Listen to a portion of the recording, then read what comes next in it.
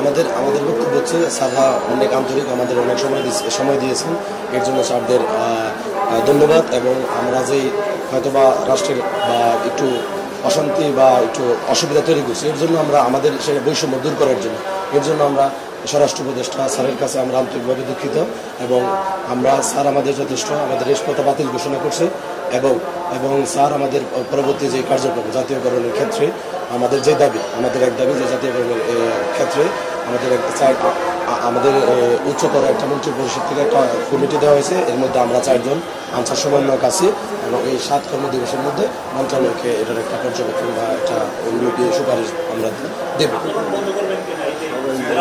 হ্যাঁ, আমরা আপাতত আন্দোলন স্থগিত করতেছি, মানে একবারে বিলুপ্তি ঘোষণা করতেছি না বা করতেছি না, আন্দোলন স্থগিত।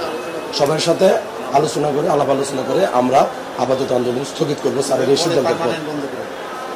জি, সমাধান হওয়ার পর আমরা তো 7 কর্মদিবসের পর একটা স্যারদের একটা সুপারিশ দেবো বা করবো। সমাধান হলে আমরা সমাধান পাওয়ার পর পুরোপুরিভাবে আমরা করবো।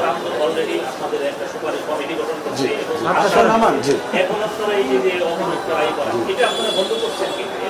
জি, আমরা ইনশাল্লাহ এর থেকে এই স্থান ত্যাগ করার পর সবাইকে আমরা যে নেতৃত্ব দিয়েছি 19 সমন্বয় কমিটি, সবার পক্ষ থেকে তাদের দিকে নির্দেশ থাকবে যে যারা আন্দোলনরত আছে সবাই কর্মস্থলে ফিরে যাবে এবং কর্মবিরতি প্রত্যাহার করে সবাই সবার অবস্থানে চাকরিতে নিয়মিত ডিউটি করবে। আচ্ছা, আমার নাম হচ্ছে মোহাম্মদ নাসিম মিয়া। আমি হচ্ছে 19 সমন্বয় কমিটির 1 নম্বর সমন্বয় নাসিম মিয়া। জি, আর মূল কমিটিতে 4 জন নেওয়া হয়েছে। এই 4 জন আমরা পরবর্তী 7 কর্মদিবসের মধ্যে মন্ত্রণালয়ে আমরা একটা সুপারিশ পাঠাবো এবং আমরা আমাদের যে আন্দোলন থেকে এই মুহূর্তে আমরা করছি যে স্থগিত ঘোষণা করার বাইরে করবো।